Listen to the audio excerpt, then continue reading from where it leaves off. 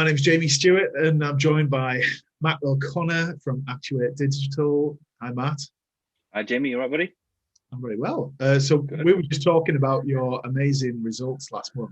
What were they? Yeah, so nearly 150 grand's worth in sales last month, which was amazing. So the kind of 3 months up to it weren't too great. Obviously, we all know it's been a bit of a strange year. A Yeah. lot of stuff being thrown at us sideways and things not going to plan. So yeah, gone from 3 months of not selling anything to yeah selling half of uh, my kind of target in a month, which is great. Sets Awesome. us up really nicely for next year. So we've been working together for the last couple of months on this to transform your sales, if you like. And how have we done that? Well, sort of, we started working at the beginning of September because I kind of realised that I was getting far too busy, getting stuck in with the work that we had on from when we got busy at the beginning of the year, and not looking after and not nurturing the sales pipeline because I was too busy getting pulled into stuff. And we see it with a lot of businesses. It's easy to get drawn into the doing rather than the driving. So I started working with you because I needed someone to hold me accountable for what I was doing and someone to kind of sense check what I was looking at and to just help me really hone in where we were targeting so that I could, rather than being specific, be pinpoint specific. So we started working together. We formulated what was really exciting us, what we were really good at, um, changed a few things, modified a few targets we were looking at. And then I started off going off doing the work for that and chasing down potential leads and opening up new connections and networking and moving further away from the doing so that was being handled elsewhere. We were having weekly calls to make sure I'd done it. And if I hadn't, why hadn't I? And just adding that accountability and that as an owner manager, you don't get because I'm a sole owner, so I don't have other directors to kind of go, but you said you were doing this. So having that extra voice to kind of go, have you done that? How'd it go? Right. What are you thinking about doing next? Are you sure that's right? All those kind of those echo chamber conversations that you normally have, we've been doing to keep me kind of focused on that goal and that target. So we're going into 2021 with, I believe, just under 200 grand contracted, which probably doesn't sound like a lot for a digital agency, but that's 2/3 of our yearly target already secured. So it means that I can get even more specific and more niche about what we're looking for and really hone in on that so that we're getting the right kind of work, not just the work that we can do. And that's part of what we're working on right now, isn't it? So you're right. It's been a strange year, 2020. Your ideal client, your target market has changed, and we're in the process of just redefining that at the moment, aren't we? We are, yeah, because I mean, we went into this year as predominantly a Magento only agency, and as long as it was e-commerce and as long as the budget was there, it was kind of like, yeah, cool, you fit with us. And we've kind of we started looking at that with you, and we realized that actually no, we work better with um, goods that people want, not what they need. So we've started targeting kind of toy shops.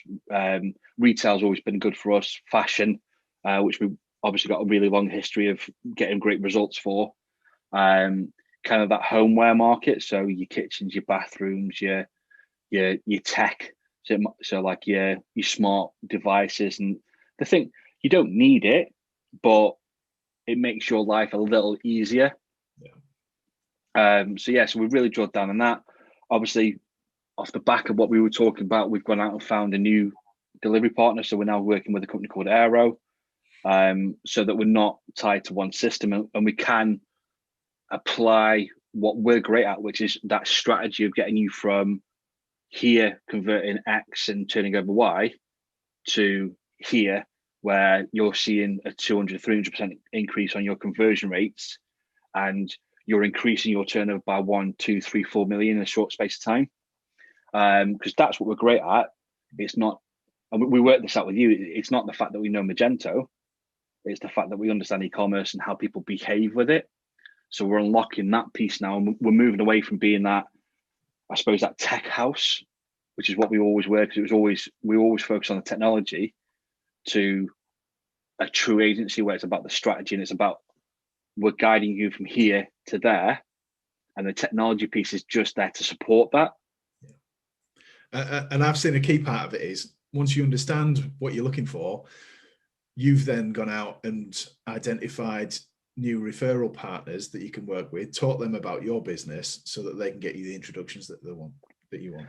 Oh yeah, I mean, it's been a bit cutthroat because there's been some referral networks that I'm part of that I've dropped because either they don't meet my values, or then they're not the right people. Not that they're not bad, not that they're bad people, but in terms of where my ideal clients live, they're not sharing the same space. And again, the kind of people they're looking for, I'm not in that sphere, so I can't help them because and it's not because I don't want to. It's just we're in different areas of business, and I can't help them. So yeah, so some bits have been put to the side, and the relationships are still there, but I'm not active in those networks anymore, so they're not draining my time. And then yeah, we've delved into new networks where there's probably a wider variety of people for us to start talking to and to start building those relationships with. And I suppose one of the big things that we worked on was actually the referral partnerships that we've got. So some of our referral partnerships aren't right anymore because they've evolved and they've moved into different areas, or COVID's changed the way that they're working, and they're not, that synergy probably isn't as strong as it used to be. But then by having conversations with other partners, it turns out that the synergy is now stronger. So we can actually do more to capitalize and help them. And in return, they're more able and better positioned to help us now. Okay. How do you feel now? Because I would imagine 3 months of not selling anything takes its toll on anybody that's involved in the sales process. Yeah, I mean, it's stressful. I mean, mental health is a big one. I mean, we've seen a lot of that this year. People talk about mental health, and obviously being locked up in a 4 by 2 foot room because I can't go to the office doesn't help that. And being disconnected from my team and the guys that I rely on to really help us deliver this has been hard. So then, yeah, to follow that up with 3 months of not selling and worrying about paying wages, worrying about looking after my family and making sure that my family are getting what they need from me. Yeah, I mean, stress kind of doesn't really do it justice. It's quite a dark place you go to when you're at that. Yeah. So don't get me wrong. I'm not out of it because I've still got my head on to go and hit those goals and to make sure that we're not going back to that place. But I feel a little lighter. That's probably the easiest way of describing it. Like, I've still got the pressure there, but that's pressure that I'm putting on myself now, rather than these external forces kind of forcing them on me.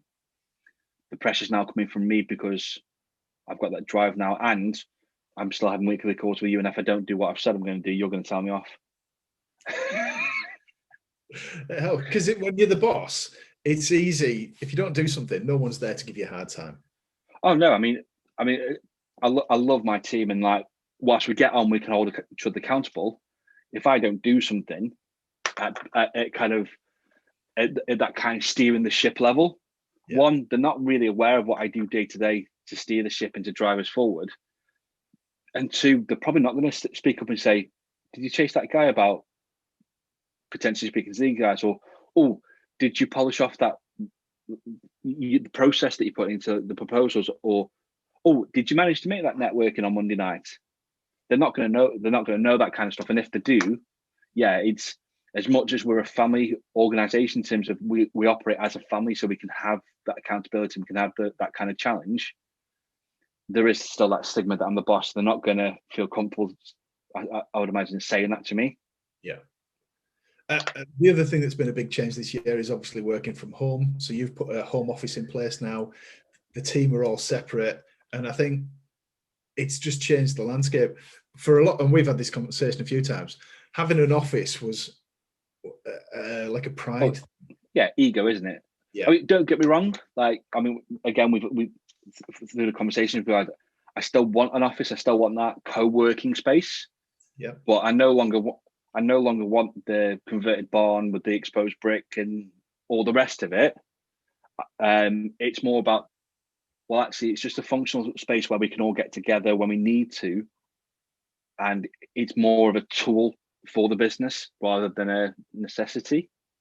Because I mean, as you know, most of my team worked from home part of the week anyway, because of like family arrangements or needing to pick up the kids or whatever. And I suppose I was doing it when I was in there full time, but yeah, we've moved to this new way of working where we're all remote. I'm loving it because I get to take my daughter to nursery and pick her up from nursery. So that's major for me. I get so much more time with her, but then I'm still working the same amount of hours because I'm not traveling. I've still got that time to focus on what I'm doing and to push things. But yeah, like vision wise, yeah, we still do want the office at some point, but like I say, it would be more of a place to come together when we need to collaborate and we need to bounce off each other in real time rather than we need it because we need to show clients that we've got an office, we need to look good. I think clients will be more interested in the work that we do and the results that we deliver rather than, oh, you've got nice chairs. But you do have a nice chair. So, thinking about going into the new year, then it's where we're at now. It's beginning of December that we're recording this. How do you feel about next year? I'm really excited. I mean, obviously, the sector that I work in, I suppose, has got a lot more focus this year because we do e-commerce and then we help. I say we do e-commerce. We help businesses sell online, which means that we produce e-commerce websites. And not a lot of people can react to that as quickly as maybe they wanted to this year. So next year is great because there'll be more of those businesses that are kind of coming out of this and looking to protect themselves from this happening again. So it'll be really great to work with those kind of companies and help them adopt a more omni-channel approach to selling. I mean, we're calling it commerce now because I think it's going to become the standard for businesses. It's not going to become a choice. It's going to be, well, actually, it's all part of the same sphere.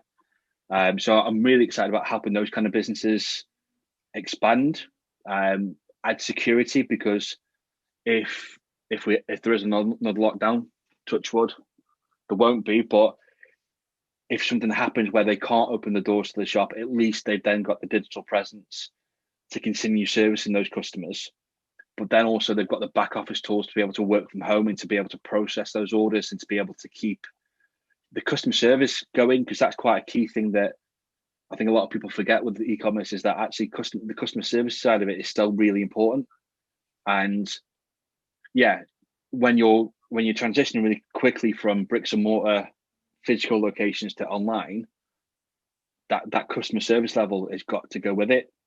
So yeah, giving our customers the tools to keep that going, to keep those conversations with the customers going, and to deliver an experience around what the customer wants. And I think that's the big thing.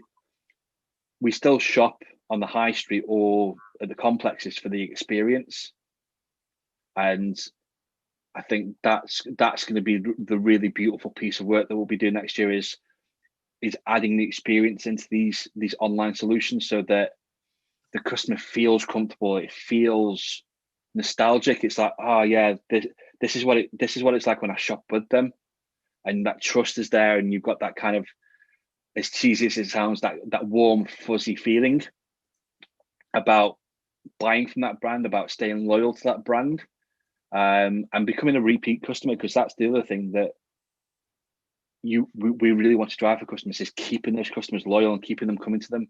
We don't want them running off, no offense, Amazon, we don't want them running off to you. We want them to stay with the Whitmore and Whites of the world, where you've got 3 shops and you've got a loyal brand base, and we want to keep driving that. And yeah, that's what I'm really excited about for next year. And we've got some great clients lined up to do that already. We've got some amazing conversations that have come off the back of the work that we've been doing together to help businesses do that next year. And yeah, I think that's the bit that we've always been excited about, and we've probably not focused on enough, is that engagement, because that's where you get the real results. Yeah. And I think for most businesses this year, new client generation has been a challenge because we're not getting out to meet people. So the work that we've done on your strategy and the coaching, I think, has had a big impact on that. What would you say to somebody that was frustrated with their results in 2020 that was thinking about working with me and Dawn? For something like that, I'd say, look, 2020 is what it was. 2020, it came out of nowhere. There was no way you could plan. You couldn't plan for it. But 2021 is not going to be the same.